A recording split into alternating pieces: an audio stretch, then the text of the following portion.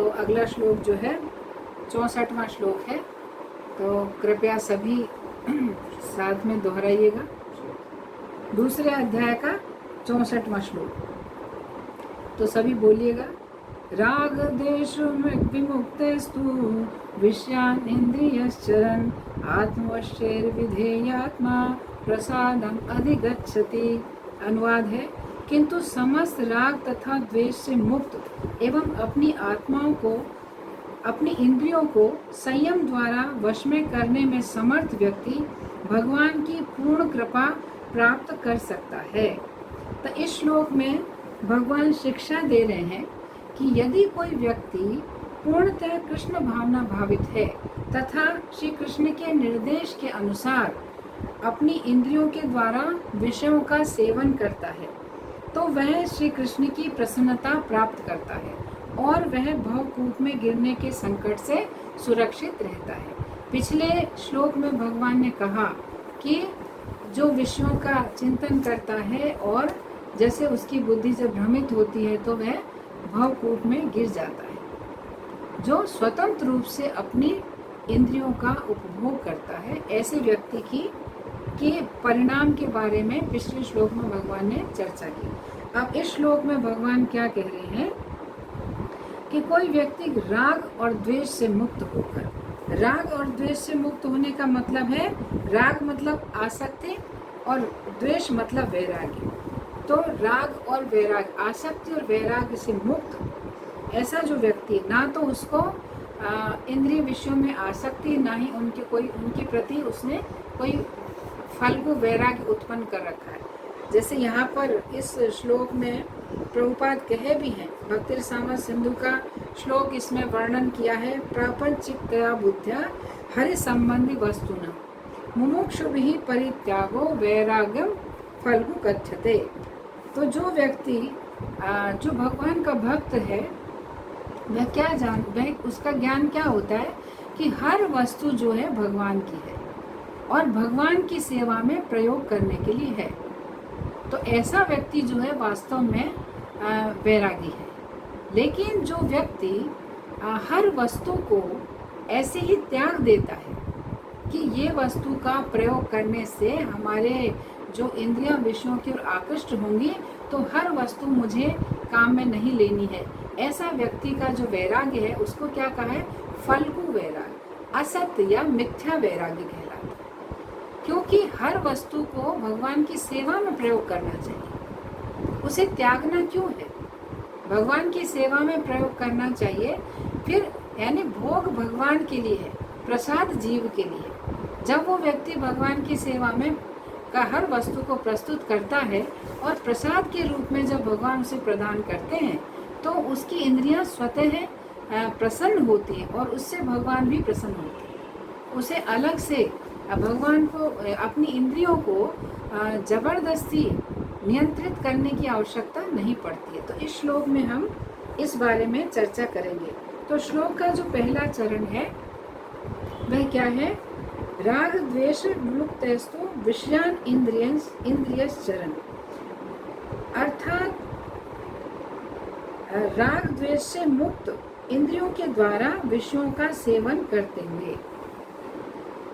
तो यहाँ पर भगवान क्या कहना चाह रहे हैं कि कोई व्यक्ति कृष्ण भावना भावित हुए बिना या कृष्ण भावनावत के बिना विषयों का चिंतन करने से समुद्र में डूब जाता है। ये भगवान ने पिछले श्लोक में कहा था कि ऐसा व्यक्ति भव समुद्र में डूब जाता है। लेकिन इस श्लोक में भगवान क्या कह रहे हैं कि यदि कोई व्यक्ति कृष्ण भावना भावित होकर इंद्रियों के द्वारा विषयों को ग्रहण करता है, वह भव समुद्र में डूबता नहीं है बल्कि सुरक्षा प्राप्त करता है। इसको और ज़्यादा स्पष्ट करने के लिए हम चर्चा करेंगे। जैसे राग और द्वेष से मुक्त इंद्रियां, तो राग द्वेष से मुक्त इंद्रियां हो तो उसका क्या अर्थ है कि जब जीवात्मा अपनी इंद्रियों को भगवान की सेवा में लगाता है तो क्या हो रहा है? उसके द्वारा भगवान की सेवा हो रही है। तो जब भगवान की सेवा करता है और भगवान का जो प्रसाद वो ग्रहण करता है, उसके द्वारा उसकी जो इंद्रियां हैं आसक्ति और वैराग्य दोनों से ही वे मुक्त हो जाती हैं। अर्थात उसकी इंद्रियां शुद्ध बन जाती हैं, दिव्य बन जाती हैं, उन पर भौतिक कल्मश नहीं रह पाता है। जब हम अपनी इंद्रियों को भगवान की सेवा में लगाते हैं तो इंद्रियां भौतिक कल्मश अर्थात जो राग द्वेष है उससे पूरी तरह से मुक्त हो जाती है। तो यहाँ पर बताते हैं कि जो स्त्री पुरुष का जो आपस में जो परस्पर संबंध होता है, वह जो संबंध है राग और द्वेष का संबंध होता है, जो भौतिक संबंध है। लेकिन इस राग और द्वेष के संबंध को, इस राग को लोग भूल से प्रेम समझ लेते हैं, वास्तव में प्रेम नहीं है। पहले भी हमने चर्चा की कि जो भौतिक जगत का जो प्रेम है वो वास्तव में आध्यात्मिक जगत के प्रेम का विकृत रूप काम है। जो दिव्य प्रेम है उसका विकृत स्वरूप जो है भौतिक जगत का प्रेम, जो प्रेम प्रतीत होता है, लेकिन वास्तव में वो प्रेम नहीं है, वो काम है। कोई भी व्यक्ति अगर किसी से कुछ संबंध रखता है तो स्वार्थ की वजह से रखता है, उसकी कुछ स्वार्थ की पूर्ति होती है, इसलिए वह उससे कुछ प्रेम का संबंध रखता है। लेकिन वो प्रेम कहने को प्रेम है, वास्तव में वो प्रेम नहीं है, वो वास्तव में काम है, जो दिव्य लोक का शुद्ध प्रेम का विकृत स्वरूप है। तो यहाँ पर कहते हैं कि जैसे गोपियाँ भगवान का चिंतन करती थी, तो पहले गोपियों की कुछ कामनाएं थी तो उस वजह से भगवान का चिंतन करती थी, लेकिन भगवान का चिंतन करने से, भगवान का सानिध्य प्राप्त करने से उनकी जो इच्छाएं थी वो समाप्त हुई और उनकी चेतना दिव्य बनी। जब भगवान गोपियों को छोड़कर जब मथुरा चले गए, क्योंकि गोपियों का प्रेम भगवान के प्रति दिव्य था, तो भगवान जब छोड़कर चले गए तो भी उनकी आसक्ति भगवान में कम नहीं हुई। ऐसा नहीं उन्होंने किसी अन्य पुरुष का चिंतन करना प्रारंभ कर दिया हो, भगवान चले गए तो नहीं, वह भगवान का ही चिंतन करती रही, एक क्षण के लिए भी भगवान को नहीं भूलती। जो हमने भी सिद्धांत सुना कि कृष्ण का सदैव स्मरण करना, कृष्ण को कभी नहीं भूलना, इस सिद्धांत का पूरी तरह से गोपियाँ अनुशीलन करती थी। गोपियाँ कभी भी भगवान को नहीं भूलती थी और गोपियाँ सदैव श्री कृष्ण का स्मरण करती थी। इस सिद्धांत का अगर पूरी तरह से कोई अनुशीलन करता है वो कौन है? गोपियाँ हैं। तो उनके पद चिन्हों का अनुसरण करना चाहिए कि हमें भी भगवान का सदैव स्मरण करना चाहिए, कभी भी भगवान को नहीं भूलना चाहिए, क्योंकि गोपियों के प्रसन्नता के केंद्र केवल और केवल कृष्ण थे। उनके जीवन का उद्देश्य क्या था? सिर्फ और सिर्फ भगवान श्री कृष्ण को प्रसन्न करना और उनकी प्रसन्नता के लिए अपने आप को समर्पित कर देना, यही गोपियों का हृदय का भाव था। तो इसलिए गोपियाँ जो हैं, गोपियों की जो इंद्रियां थी विशुद्ध हो चुकी थी, वे राग और द्वेष से बिल्कुल मुक्त हो चुकी थी। उनकी इंद्रियां दिव्याति दिव्य अर्थात अत्यंत शुद्ध थी, उनमें किसी भी प्रकार की कामना शेष नहीं थी। तो भगवान यहाँ कहते हैं विषयाचरण, विषयों का सेवन करते हुए। तो यहाँ पहले श्लोक में बताया था कि जो स्वतंत्र होकर विषयों का सेवन करता है वो भवकूप में गिरता है, लेकिन यहाँ पर विषयों का सेवन करने की बात है। तो क्या कहते हैं? जब व्यक्ति अपनी इंद्रियों को भगवान श्री कृष्ण की सेवा में लगाता है तो उसकी इंद्रियां जो है राग द्वेष से मुक्त हो जाती है।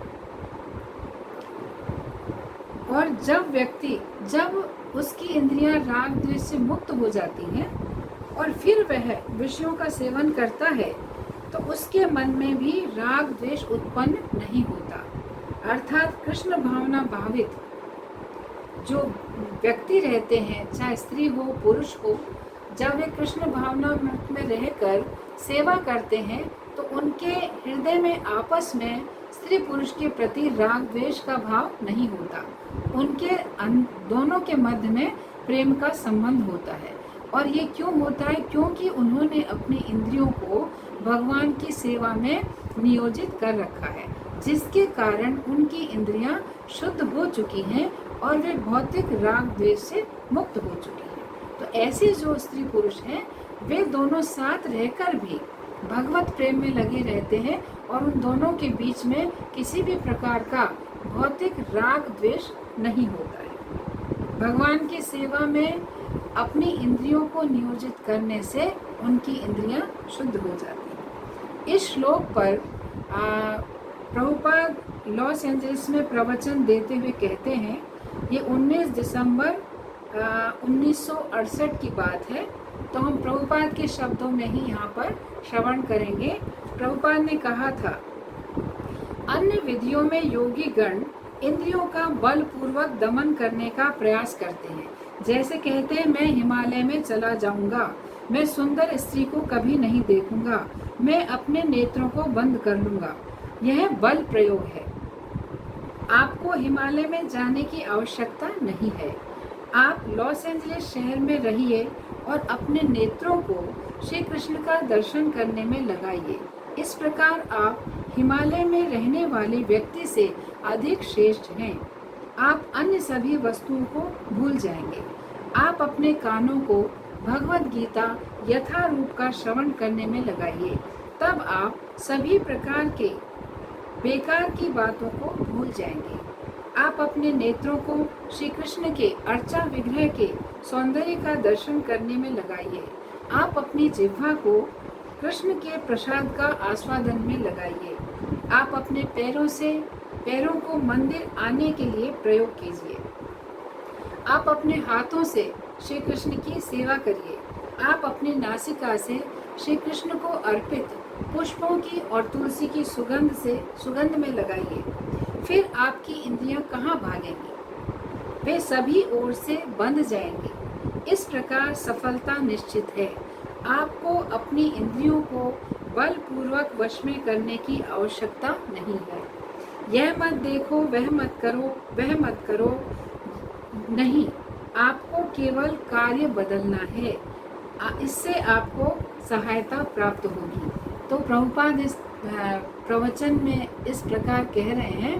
तो इसका आशय है कि हर जीव अगर अपनी इंद्रियों को भगवान की सेवा में नियोजित कर लेता है, जैसे कि अभी हमने सुना, आँख, नाक, कान, हाथ, पैर सबका प्रयोग जब हम भगवान की सेवा में करते हैं तो हमें बलपूर्वक इंद्रियों को नियंत्रित करने की आवश्यकता नहीं पड़ती है। वे स्वतः बिना किसी प्रयास के अपने आप नियंत्रित हो जाते हैं। आवश्यकता ही नहीं है कि एकांत में जाकर या हिमालय पर जाकर हम तपस्या करें। घर में रहते हुए, अपने गृहस्थ जीवन में रहते हुए हर जीव अपनी इंद्रियों को भगवान की सेवा में नियोजित कर सकता है और ऐसा इंद्रियों का नियोजन जो है सफलता प्रदान करता है। इस श्लोक का जो दूसरा चरण है उसमें भगवान कह रहे हैं, आत्मवश्य विधेयात्मा। आत्मवश्य अर्थात यह इंद्रियों को अपने वश में करना, मतलब आत्मा के वश में, यानी इंद्रियां उसके वश, आत्मा के वश में करना मतलब आत्मवश, मतलब अपने वश में इंद्रियों को कर लेना। तो कृष्ण भावना भावित जो व्यक्ति होता है उसकी प्रमुख विशेषता होती है कि उसकी जो इंद्रियां हैं उसके नियंत्रण में होती हैं। क्यों नियंत्रण में होती हैं? क्योंकि उसने जो इंद्रियों के स्वामी श्री कृष्ण हैं उनकी सेवा में अपनी इंद्रियों को नियोजित कर रखा है। तो ये कृष्ण भावना भावित व्यक्ति की विशेषता होती है कि उसकी इंद्रियां उसके नियंत्रण में होती है। तो यहाँ पर भगवान कह रहे हैं कि जो व्यक्ति पूरी तरह से भगवत भावना से पूरित होता है, अर्थात कृष्ण भावना से पूरित होता है, वह उसकी इंद्रियां जो है बिना किसी प्रयास के स्वतः नियंत्रित हो जाती, उसके वश में आ जाती। लेकिन जो लोग कृष्ण भावना भावित नहीं है उनकी इंद्रियां उनके वश में नहीं होती, बल्कि उस व्यक्ति को इंद्रियां अपने वश में कर लेती हैं। अर्थात वह व्यक्ति उन इंद्रियों के अधीन हुआ आचरण करता है। जैसा कि अभी सुना कि कैसी स्थिति को प्राप्त होता है, पुनः भवकूप में गिर जाता है जो व्यक्ति अपनी इंद्रियों के द्वारा नियंत्रित होता है। तो जो कृष्ण भावनामृत में है वो बिना किसी प्रयास के आसानी से अपनी इंद्रियों को नियंत्रित कर पाते हैं, लेकिन जो कृष्ण भावनामृत में नहीं है वह व्यक्ति अपनी इंद्रियों को नियंत्रित नहीं कर पाता है। तो कोई भी व्यक्ति अपने बलबूते पे अपनी इंद्रियों को नियंत्रित नहीं कर सकता। भगवान श्री कृष्ण की कृपा से संभव है कि वह उसकी अपनी इंद्रियों को वह नियंत्रित कर पाता है। तो अगर भगवान की कृपा हो तो असंभव कार्य भी संभव हो जाता है, और भगवान की प्रसन्नता नहीं है तो संभव कार्य भी असंभव प्रतीत होता है। तो ऐसे इस श्लोक का जो तात्पर्य है उसमें प्रभुपाद कहते हैं कि कई बार होता है कि जैसे कोई कृष्ण भावना भावित व्यक्ति है तो ऊपरी स्तर पे अगर हम देखते तो ऐसा लगता है कि भी वो विषयों में आसक्त होगा, लेकिन ऐसा नहीं है। जो कृष्ण भावना भावित होता है जो व्यक्ति, वो कभी भी विषयों में, भौतिक विषयों में आसक्त नहीं होता। उसका अगर वो कोई भौतिक वस्तुओं के प्रति अगर वो उसकी देख रेख करता है तो उसके पीछे भी उद्देश्य क्या होता है, उन वस्तुओं को भगवान कृष्ण की सेवा में लगाने के लिए योजना बनाता है कि मैं भगवान की सेवा के लिए ये वस्त्र खरीदूं या ये वस्तु खरीदूं। कई बार देखते हैं कि भक्त लोग मार्केट में घूमते हैं ना, भगवान के लिए कुछ सामग्री लेने जाते हैं, तो कई जो नहीं जानते हैं वो लोग क्या सोचते हैं, भक्त भी तो यहाँ पर देखो दुकानों में घूम रहे हमारी तरह से। ऐसा लगता है जैसे जन्माष्टमी है या कुछ और उत्सव होते हैं भगवान के, तो भगवान के लिए नए वस्त्र बनते हैं, तो जाहिर होता है, जाहिर सी बात है कि भक्त लोग कपड़े की दुकानों में जाते हैं और भारी भारी साड़ियाँ देखते हैं, और कोई दूसरा व्यक्ति देखे सोचता है देखो ये तो भक्त हैं, इनको इतनी भारी भारी कीमती साड़ियों की क्या आवश्यकता है। वो नहीं जान पाते हैं कि इसके पीछे क्या उद्देश्य है, कि वो जो साड़ियाँ भी खरीदी जा रही हैं तो भगवान के लिए ड्रेस बनाने के लिए, भगवान के लिए पोशाक बनाने के लिए उन वस्त्रों की खरीदारी की जा रही है। तो कभी भी ये ध्यान रखना चाहिए कि किसी भक्त को देखकर हम कभी किसी प्रकार की गलत फहमियाँ, भ्रम न पालें और कुछ अपराध न कर बैठें। ये विशेष ध्यान रखना चाहिए कि ऊपर से लगता है कि ये भक्त भी विषयों में डूबा हुआ है, लेकिन वास्तव में कृष्ण भावना भावित व्यक्ति कभी भी विषय कर्मों में आसक्त नहीं होता है। तो इस श्लोक का जो तीसरा जो चरण है, विधेय आत्मा,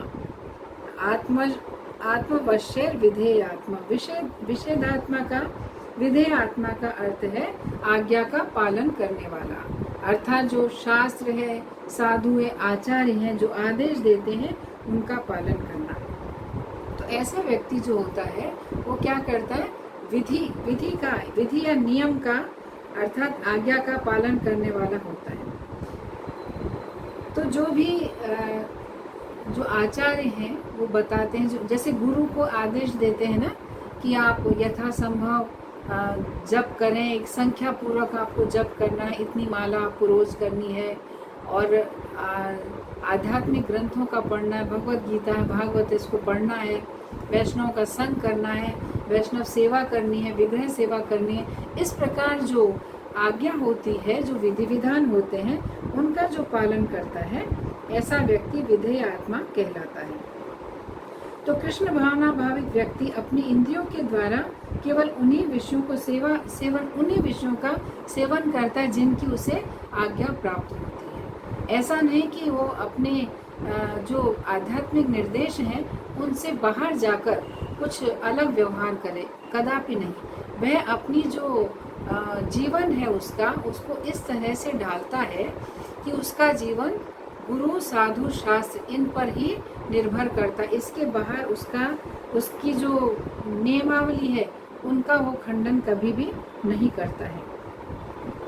तो यहाँ पर जो कृष्ण भावनामृत व्यक्ति के बारे में कहा गया है कि जैसे साधु, आचार्य, शास्त्र क्या कहते हैं कि हर समय भगवान का स्मरण, चिंतन करना चाहिए, कीर्तन करना चाहिए। तो ऐसा जो व्यक्ति है अपने गुरु की आज्ञा के अनुसार क्या करेगा, हर समय हरे कृष्ण महामंत्र को सुनने में अपने कानों को नियोजित करेगा, दिव्य ध्वनि को, इस दिव्य ध्वनि में अपने कानों को लगाए रखेगा।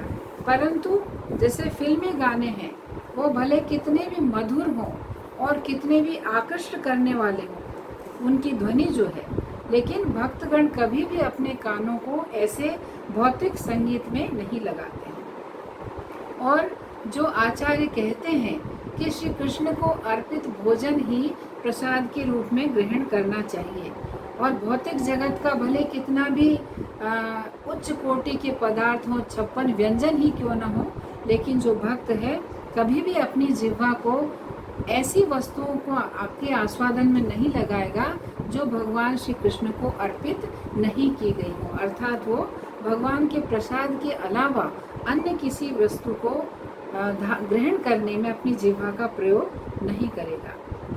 तो इसी प्रकार से जो भक्तगण हैं वे कभी भी अपनी जो ये जो रस इंद्रियां है, जो जिह्वा है, उसका भौतिक रसास्वादन में प्रयोग नहीं करते। यहाँ पर छोटी सी स्टोरी है। एक शिष्य हुए उपमन्यु नाम के, जिनके गुरु का नाम था आयोधौम्य। तो उन्होंने आदेश दिया था कि मेरी अनुमति के बिना कभी भी भोजन तुम ग्रहण नहीं करोगे, कोई भी वस्तु, कोई खाद्य पदार्थ नहीं खाओगे। तो इस तरह से एक बार हुआ ऐसा कि जो गुरु थे वो भूल जाते हैं, या भगवान की कुछ ऐसी योजना होती, गुरु को याद नहीं रहता, वे उपमन्यु को कहते ही नहीं प्रसाद लेने के लिए, और उपमन्यु बिना प्रसाद के भूखा रहता है। तो अत्यंत भूख से पीड़ित होता है, तो क्या करता है, आक वृक्ष होता है जिसके पौधे में से दूध निकलता है, वो थोड़ा सा नुकसानदेह होता है वो पौधा, उस पौधे के वो पत्ते खा लेता है, और उसके परिणाम स्वरूप क्या होता है, उसकी जो नेत्र ज्योति है वो नष्ट हो जाती है, अंधा हो जाता है, और वन में जब भटकते भटकते वो एक कुएं में गिर जाता है। जब कुएं में गिर जाता है तो उसके गुरु जो हैं उसे कहते हैं कि तुम अश्विनी कुमार जो हैं तुम उनकी स्तुति करो। तो वो उपमन्यु जो है वो क्या करते हैं, अश्विनी कुमारों की स्तुति करते हैं, और उसकी स्तुति से अश्विनी कुमार प्रसन्न होते हैं, उस पर उपस्थित होते हैं वहाँ पर, और प्रसन्न होकर उसको वरदान देते हैं। तो उसकी जो नेत्र ज्योति है वो वापस आ जाती है, और गुरु इसकी इस भक्ति पर, या गुरु का जो आदेश था कि बिना अनुमति के भोजन नहीं ग्रहण करना, इस आदेश का जो पालन करते हैं अब उपमन्यु, तो गुरु अत्यंत प्रसन्न होते हैं। और गुरु जब प्रसन्न होते हैं तो उनके हृदय में समस्त वेदों का ज्ञान जो है प्रकट हो जाता है। तो इस तरह से जो कोई भक्त होता है वह कभी भी अपने गुरु और आचार्यों के आदेश के बाहर कोई ऐसा कार्य नहीं करता। इसी तरह से एक और उदाहरण है, जो श्रील प्रभुपाद के गुरु महाराज थे भक्ति सिद्धांत सरस्वती ठाकुर। वे जब 3 वर्ष के बालक थे तो एक बार उनके पिता जो भक्ति विनोद ठाकुर, वो भी आचार्य हैं इस्कॉन गौड़ीय वैष्णव संप्रदाय में, तो वो एक बार आम लेकर आए थे, और उन्होंने आम के जो फल हैं वो रख दिए थे, और भक्ति सिद्धांत सरस्वती ठाकुर जो छोटे से बालक हैं वो आकर एक आम उठाते हैं और वो खा लेते हैं। जब वे खाते हैं तो भक्ति विनोद ठाकुर उन्हें समझाते हैं कि आम तो अभी तक भगवान को अर्पित ही नहीं किए गए थे, तुमने इसे कैसे खा लिया, नहीं खाना चाहिए। जब तक हम कोई वस्तु भगवान को अर्पण नहीं करते हैं तब तक नहीं खाना चाहिए।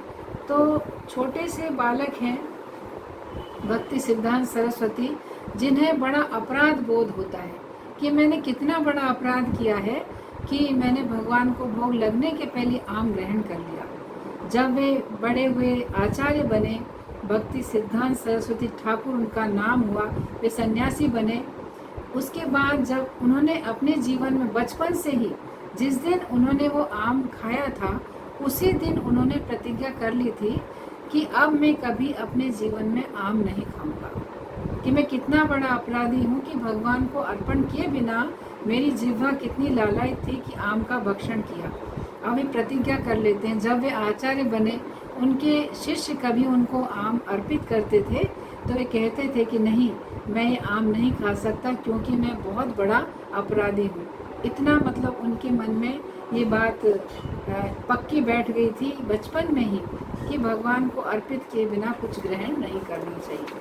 और जैसे कर लिया बाल अवस्था में, तो उन्होंने अपने आप को इतनी बड़ी वो रखी प्रतिज्ञा कि उन्होंने कभी आम का भक्षण नहीं किया, कभी सेवन नहीं किया आम का। तो इस तरह से समझ सकते हैं कि जो शुद्ध भक्त होते हैं कैसे अपने आचार्यों का और गुरु की आज्ञा का कैसे पालन करते हैं। इसी श्लोक का जो अंतिम जो चरण है, प्रसादम अधिगच्छति, अर्थात वह प्रसन्नता को प्राप्त करता है। कौन प्रसन्नता को प्राप्त करता है? जो भगवान की प्रसन्नता के लिए अपनी इंद्रियों को नियोजित करता है। तो यहाँ पर लिखा है प्रसादम अधिगच्छति। तो प्रसादम का मतलब है, जैसे पहला है श्री कृष्ण की प्रसन्नता, दूसरा है संपूर्ण जगत की प्रसन्नता और तीसरा है स्वयं की प्रसन्नता। तो जब कृष्ण भावना भावित व्यक्ति श्री कृष्ण के निर्देश के अनुसार अपनी नियंत्रित इंद्रियों के द्वारा विषयों को भोगता है, तो वास्तव में वह श्री कृष्ण की प्रसन्नता है। श्री कृष्ण जब अपनी प्रसन्नता से उसे किसी वस्तु को भोगने का आदेश देते हैं, तो वह भोग वास्तव में भोग न रहकर प्रसाद बन जाता है। यहाँ थोड़ा सा लग रहा होगा ना कि यहाँ कहा जा रहा है कि इंद्रियों के द्वारा विषयों को भोगता है। क्या कहा है कि श्री कृष्ण की प्रसन्नता के लिए या भगवान श्री कृष्ण के आदेश के अनुसार अपनी नियंत्रित इंद्रियों के द्वारा विषयों को भोगता है। ऐसा लगता है ना विषय भोगने की बात, लेकिन नहीं। यहाँ कहने का तात्पर्य है कि जो कृष्ण भावना भावित व्यक्ति है, अर्थात जिसने अपनी इंद्रियों को भगवान की सेवा में पूरी तरह से नियोजित कर दिया है, उसकी इंद्रियां भौतिक राग द्वेष से मुक्त हो चुकी हैं। अब वह भगवान के आदेश के अनुसार जैसे भगवान को जो कुछ अर्पित करता है उसे प्रसाद के रूप में ग्रहण करता है। तो वो जो प्रसाद है उसका जब आस्वादन करता है अपनी इंद्रियों के द्वारा, अर्थात उसकी इंद्रियां जब भगवान के प्रसाद का आस्वादन करती हैं, तो उससे भगवान बहुत प्रसन्न होते हैं, उससे भगवान की प्रसन्नता उसे प्राप्त होती है। और जब भगवान प्रसन्न होते हैं तो संपूर्ण जगत उससे प्रसन्न हो जाता है।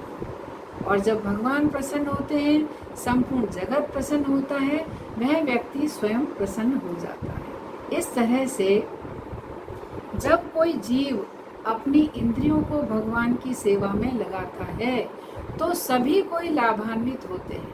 भगवान प्रसन्न होते हैं, संपूर्ण जगत प्रसन्न होता है और वह स्वयं भी प्रसन्न होता है। तो इस प्रकार भक्त श्री कृष्ण का प्रसाद ग्रहण करता है तथा श्री कृष्ण की प्रसन्नता को प्राप्त करता है।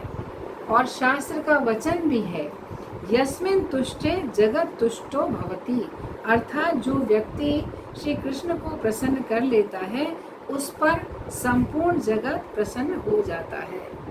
इसी तरह के बात को और ज़्यादा प्रकाश डालते हैं श्रीमद् भागवतम का एक श्लोक यहाँ पर वर्णन किया गया है। श्लोक का यथा हि स्कंद शाखा नाम तरोर्मूलावसेचनम एवं आराधनम विष्णु सर्वेषां आत्मनश्च ही, अर्थात जब वृक्ष की जड़ में पानी डाला जाता है तो वृक्ष का तना तथा शाखाएं स्वतः तुष्ट हो जाती हैं। उसी प्रकार जब कोई भगवान विष्णु का भक्त बन जाता है तो इससे हर एक की सेवा हो जाती है, क्योंकि भगवान हर एक के परमात्मा हैं, अर्थात हर एक के हृदय में परमात्मा के रूप में भगवान उपस्थित होते हैं। तो सभी की सेवा हो जाती है जब कोई भगवान की सेवा करता है।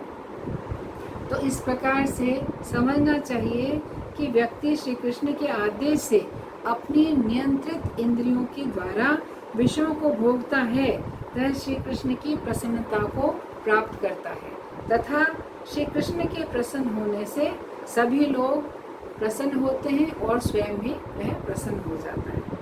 तो इस प्रकार से इस श्लोक में जो कहा गया है प्रसादम अधिगच्छति, इसका ये तात्पर्य है कि वह प्रसन्नता को प्राप्त करता है। तो ये जो श्लोक था 62वां श्लोक, तो इसमें जो भगवान से अर्जुन ने 54वें श्लोक में प्रश्न पूछे थे, तो इसमें भगवान चौथे जो प्रश्न है, चौथा प्रश्न है, उसका उत्तर देते हुए भगवान कह रहे हैं, विषयान इंद्रिय चरम, अर्थात वह अपनी नियंत्रित इंद्रियों के द्वारा विषयों को भोग करता है। तो अर्जुन का प्रश्न है कि यह कैसे संभव है? यदि किसी की इंद्रियां या बुद्धि स्थिर है तो व्यक्ति किस प्रकार अपनी इंद्रियों को विषय भोग में लगा सकता है? और अथवा वह यदि अपनी इंद्रियों को विषय भोग में लगाता है, उसकी बुद्धि कैसे स्थिर रह सकती है? तो यहाँ इस बात का उत्तर देते भगवान कह रहे हैं कि यदि उनके आदेश से व्यक्ति विषयों को भोगता है तो वह भगवान की, सबकी और स्वयं की प्रसन्नता को प्राप्त करता है। इस प्रकार उसकी बुद्धि जो है स्थिर बनी रहती है। तो इस तरह से यहाँ पर ये श्लोक जो है समाप्त होता है कि किस तरह से व्यक्ति की बुद्धि स्थिर होती है। तो मुख्य क्या है?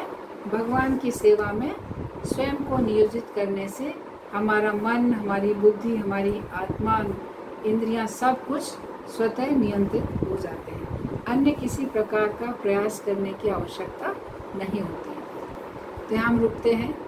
आप सभी का बहुत बहुत धन्यवाद। सभी के लिए साधुवाद। श्रील प्रभुपाद की जय। ग्रंथराज श्रीमद् भगवद गीता की जय।